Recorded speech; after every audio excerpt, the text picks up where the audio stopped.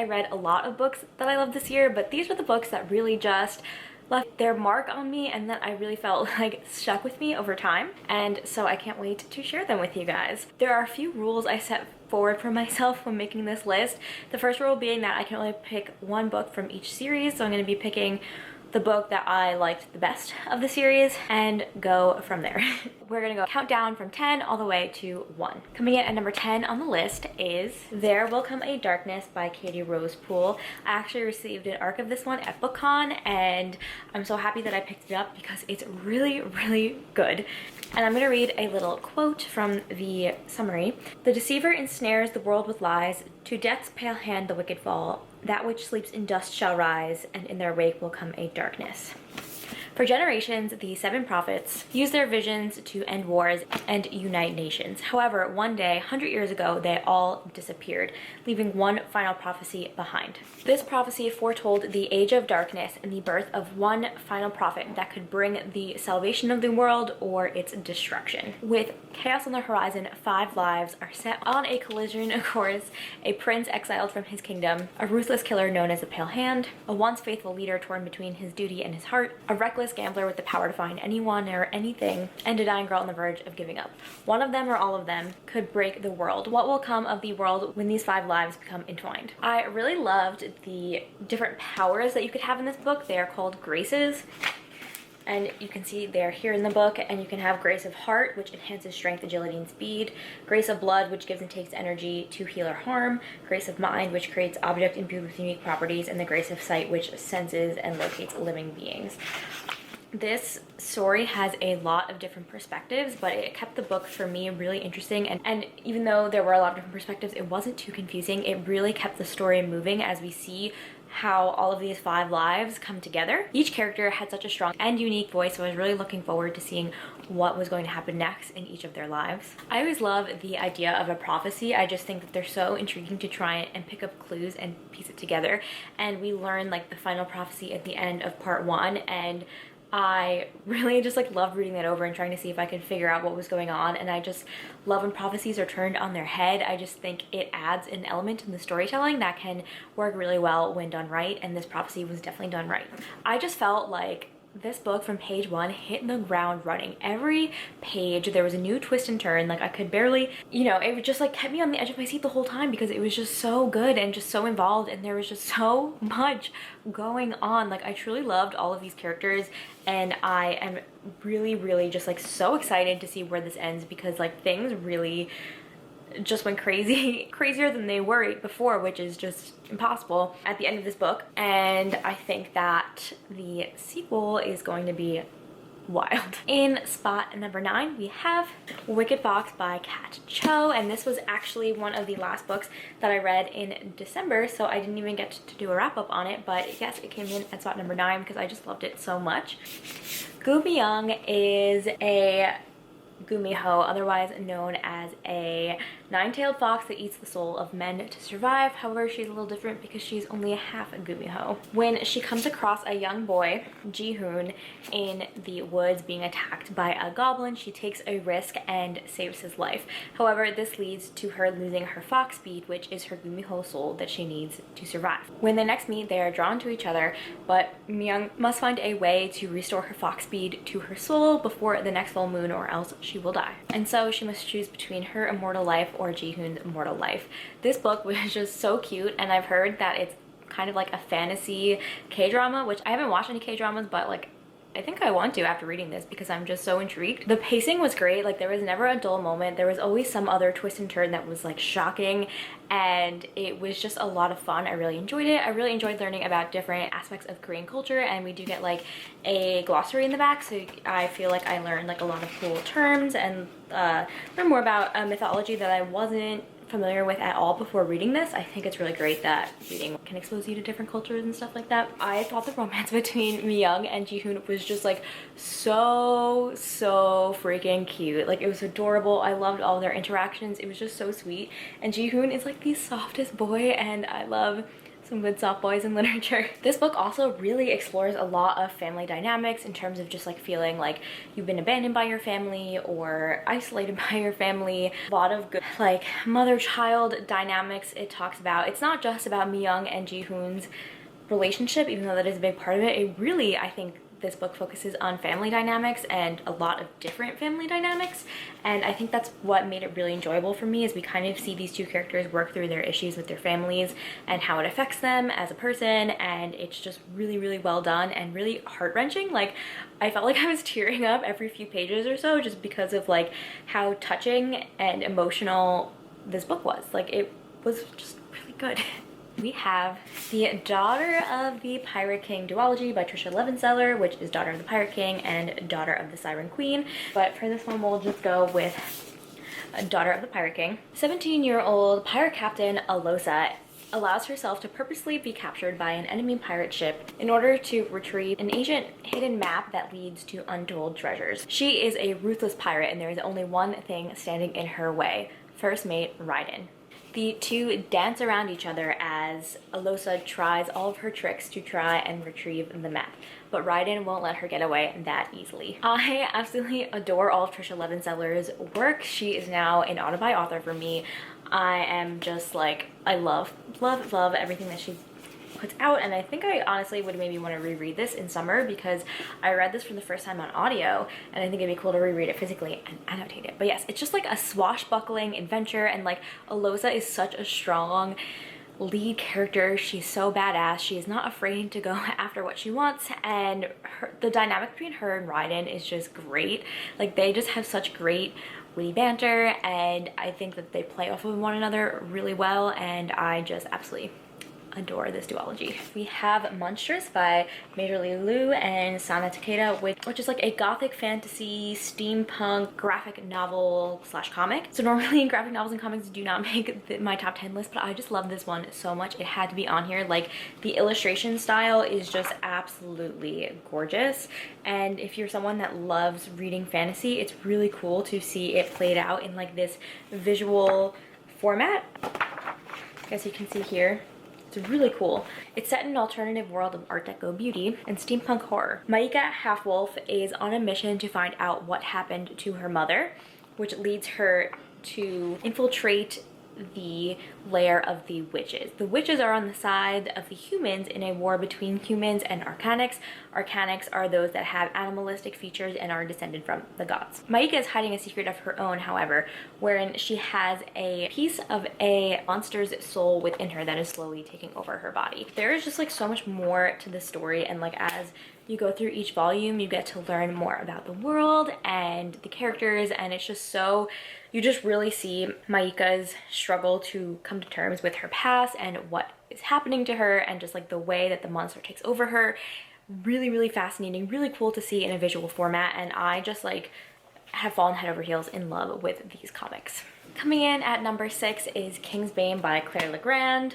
If you know me, you know that I absolutely love Furyborn, and so Kingsbane definitely had to be on this list because this sequel lived up to the hype for me. However, every time I try and tell people to read Furyborn, no one likes it, so I don't know, I guess I'm like the only one that is a Furyborn lover of my friends, but it's fine. So Furyborn is about a prophecy which foretells 2 queens, a queen of blood and a queen of light, with the power of all 7 elements, with the power of all 7 elements.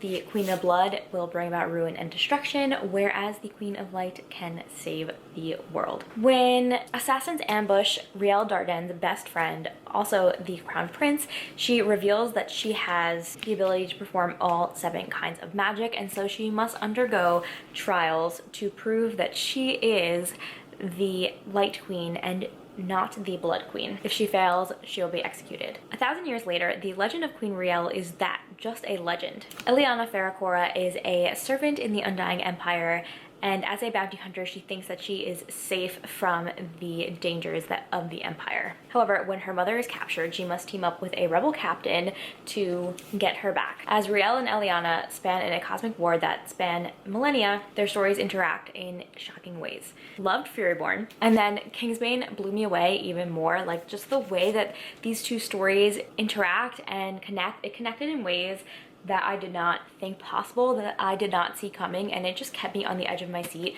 I love the relationships between these characters.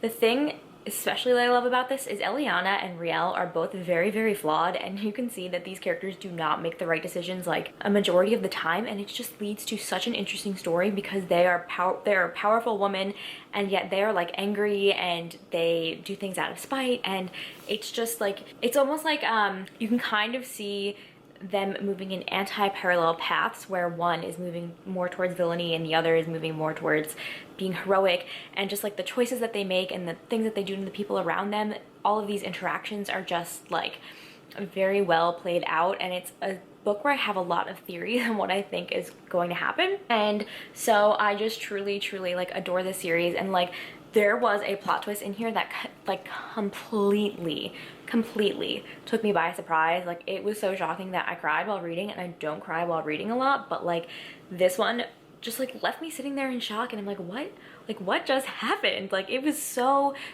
well done, and I'm really looking forward to when the next book is released. I think it's gonna be fall 2020, but like I'm ready for it because I'm so excited to see where this really unique and cool fantasy series is taken. We have Queen of Air and Darkness by Cassandra Clare, which is the third novel in the Dark Artifices series. As you can see, she's thick. Wow, I just like, and this edition is really cool because it has illustrations in it, which I loved. Find a cool one. This tree here. This one came in the first editions, and I went to a signing for Queen of Air and Darkness, so my copy is signed, which is just great. So the Dark Artifices follows Emma Carstairs, who is a shadow hunter whose parents were murdered when she was younger, and so she lives in the Los Angeles Institute with the Blackthorns. However, Emma is hiding a dark secret in which she is in love with her Parabatai, Julian Blackthorn. This is strictly forbidden by Shadowhunter law for a reason that nobody knows. Emma is on a mission for vengeance to find out just who murdered her parents all those years ago, which is somehow intertwined with a recent string of demonic murders that are happening across Los Angeles. And it just gets to be so much more than that. I mean, there are so many different characters. Cassandra Clare really is an ensemble cast writer, and I love them all. Just like the amount of representation and things that happen, it really talks a lot about like politics and government and oppression, and especially like this last book had a lot of political overtones where we talk about like different factions and how people that are extremists can gain traction in like the popular view, and I think it's very relevant to today's political environment. And I think Cassandra Clare just does it really well through the lens of like a Shadowhunter world.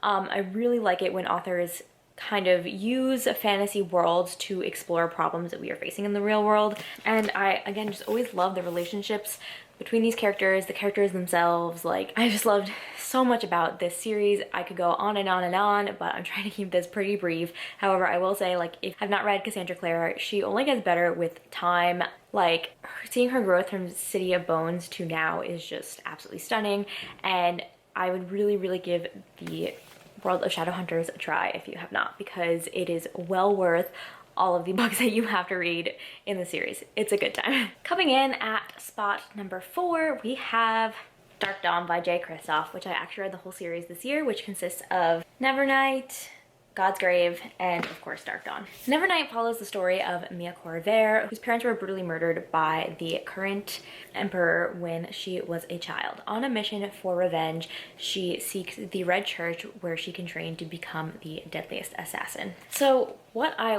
love about this series, besides the fact that Mia is such a badass, is the lore is really cool, and it has such a unique style of storytelling. So obviously there are the footnotes that everyone talks about, but like honestly they add a lot to the story in my opinion. Even though some people feel like it can take them out, there almost is like a story within the story of the footnotes if you are paying attention, and it actually leads to a lot of clues of a lot of the questions that we have leading up to Dark Dawn. So I just think it has such like a unique and inventive way of storytelling. Like no one really has told a fiction story through prose that includes footnotes, and that's really cool. But also just the story itself and the lore of the world. You find that you hear of this like lore, and we have like the 3 suns in the sky that never set. It's a really unique system, and it just ends up being so important in the end, and I loved having that aspect there where like this mythology plays into the character's life. And also we have Mia, who just grows so much as a character over these 3 books. I really loved seeing her growth, and of course again the action is just like unparalleled. Like it is an assassin story. The things that happen were just like wild. Like the magic system with different like shadows and Shadowcat, it is truly just like an amazing adult fantasy, and I highly recommend that you pick it up, which is why it has landed so high on my list. And I really think that Dark Dawn was an amazing conclusion to this amazing series. In spot number 3, we have The Queen of Nothing by Holly Black, which is the conclusion to the Folk of the Air series, which consists of The Cruel Prince and The Wicked King. Jude was only 7 when her mother and father were murdered by her mother's fairy general ex-husband, and her sisters were whisked away to the land of Fae. Jude will do anything to earn a place in court as a lowly mortal, but Fae are not quite fond of mortals, so she has to work twice as hard to get any attention. When her plan to become a knight fails, Jude joins up and becomes a spy. However, fairies are not quite fond of mortals, especially Prince Cardan, who goes out of his way to torture Jude. In order to survive in this land of Fae, Jude must learn some cruelness of her own. And this final book in the series is just like, wow, amazing. I read it in one sitting because I could not put it down. I love the story of Jude and Cardan so much. I mean, it kind of is iconic here on BookTube, and for a reason, and that is it's just really good. Jude is just power hungry, and she's not afraid to be that way, and I really admire her about that. There are also so many different family dynamics here in terms of like sisterly bonds and brotherly bonds, and the bond that Jude has with her adopted father, Magic, because he did adopt her, but he also murdered her family. And again, just the relationship between Jude and Cardan is just like really special, and I think that they have to make a lot of progress in terms of being open and vulnerable with themselves, with each other, and just like this last book really just like took the cake for me and solidified this as one of my favorite series. It's short, but it does a lot in a short length of time. I just truly honestly adore this series, and I'm so happy that I read them as they came out because it has just been so much fun to read, and it really means a lot to me, and I'll hopefully be rereading the series again in the future. Coming in at spot number 2 is the entirety of the Stalking Jack the Ripper series, which consists of Stalking Jack the Ripper, Hunting Prince Dracula, Escaping from Houdini, and finally Capturing the Devil. I couldn't decide. I love them all so much. Literally one of my new favorite series. I just had to put them all on the list. Audrey Rose Wadsworth is groomed to become the perfect Victorian lady. However, tea parties are not what she wants to do with her life. She wants to become a forensic scientist, and so she sneaks out to apprentice with her uncle, who is one of London's most esteemed forensic doctors. She soon gets drawn into the investigation of Jack the Ripper, along with her uncle's prodigy student, Thomas Cresswell, and the clues bring her far closer to home than she would have ever thought possible in her sheltered life. And this is inspired by the infamously unsolved case. I buddy read this whole series with Isabella from Throne of Pages, and it was honestly such a magical experience to share with another person, buddy reading a whole series where we both ended up giving all books 5 stars. Like, if you can find that kind of magic in life, hold on to it. I feel like it just brought me and Isabella so close, and the fact that we both just like adore these books so much. Like, I love Audrey Rose Wadsworth as a character.